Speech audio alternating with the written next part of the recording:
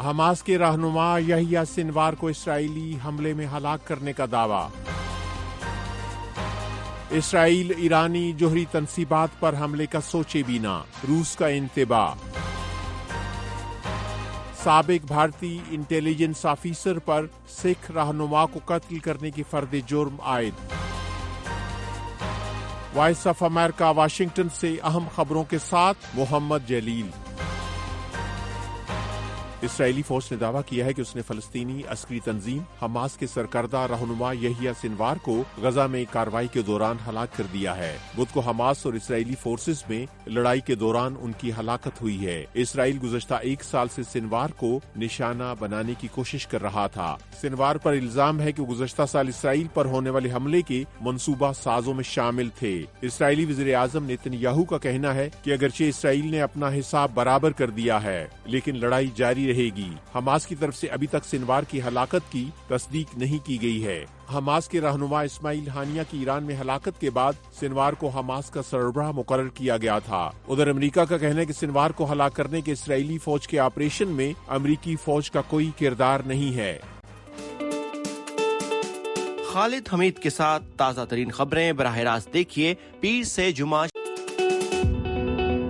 روس نے اسرائیل کو متنبع کیا ہے کہ ایران کی جوہری تنصیبات پر حملے کے بارے میں سوچے بھی نہ۔ روس کی سرکاری نیوز ایجنسی تاس کے مطابق روسی نائب وزیر خارجہ کا یہ انتباہ ایک ایسے وقت آیا ہے جب 1 اکتوبر کو ایرانی میزائل حملوں کے جواب میں اسرائیل نے سخت جوابی کارروائی کی دھمکی دے رکھی ہے اور خدشہ ظاہر کیا جا رہا ہے کہ اسرائیل ایران کے اہم اہداف کو نشانہ بنا سکتا ہے۔ روسی نائب وزیر خارجہ نے کہا کہ وہ بار بار یہ انتباہ کر چکے ہیں کہ اسرائیل ایران کی جوہری تنصیبات پر حملے کا سوچے بھی نہ، اور اگر ایسا ہوا تو اس سے نہ صرف تباہی ہوگی بلکہ ان اصولوں کی بھی خلاف ورزی ہوگی جو خطے کے ملکوں کی جوہری تنصیبات کو حملوں سے تحفظ دیتے ہیں۔ ادھر امریکہ بھی اسرائیل کو باور کرا چکا ہے کہ وہ ایران کی جوہری اور تیل کی تنصیبات پر حملہ نہ کرے، لیکن اسرائیلی وزیر اعظم کے دفتر کا کہنا ہے کہ اسرائیل امریکہ کی سنتا ہے لیکن فیصلے اپنی مرضی سے کرتا ہے۔ یوکرین کے صدر ولادیمیر زیلنسکی نے دعویٰ کیا ہے کہ ان کے پاس اس بات کی انٹیلیجنس معلومات ہیں کہ شمالی کوریا کے 10,000 فوجی یوکرین کے ساتھ لڑائی کے لیے روسی فوج میں شامل ہونے کے لیے تیار ہیں۔ انہوں نے متنبع کیا کہ اگر ایسا ہوا تو یہ تنازع عالمی جنگ میں تبدیل ہو سکتا ہے۔ زیلنسکی نے اپنے دعوے کی مزید تفصیلات بیان نہیں کی ہیں، لیکن ان کی طرف سے یہ دعویٰ ایک ایسے وقت کیا گیا ہے جب انہوں نے یورپی اور نیٹو کے وزرائے دفاع کو یوکرین جنگ ختم کرنے کا منصوبہ پیش کیا ہے، جس میں مزید امداد اور نیٹو کی رکنیت کا مطالبہ بھی شامل ہے۔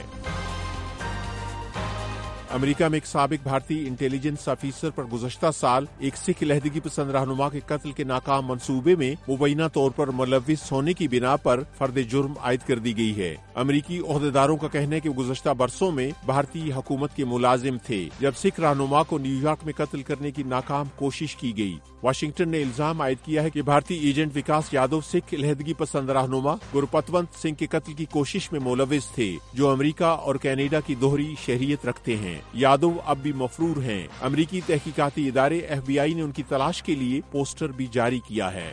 برطانوی وزیر خارجہ چین سے تعلقات بہتر کرنے کے لیے جمعے سے چین کا اپنا پہلا سرکاری دورہ شروع کر رہے ہیں۔ اس دورے کے دوران وہ چینی ہم منصب وانگ یی اور چین کے دیگر اعلیٰ عہدیداروں سے بھی ملاقات کریں گے۔ جولائی میں برطانیہ میں لیبر پارٹی کی حکومت بننے کے بعد کسی بھی برطانوی وزیر کا چین کا یہ پہلا دورہ ہے۔ برطانوی اعلیٰ سفارتکار چین کے نائب وزیر اعظم کے علاوہ دیگر عہدیداروں سے بھی ملاقات کریں گے۔ ڈیوڈ لیمی نے کہا کہ بیجنگ اور لندن میں اختلافات کے باوجود جہاں ضرورت ہوئی وہ چین کی پالیسیوں پر اپنا موقف واضح کریں گے۔ روس اور یوکرین جنگ کے معاملے کے بارے میں برطانیہ اور چین کے موقف میں واضح فرق ہے۔ وائس آف امریکہ واشنگٹن کی اردو سروس سے خبروں کا یہ بلیٹن اب ختم ہوتا ہے۔ میں ہوں محمد جلیل اور ایڈیٹر تھی سارہ حسن۔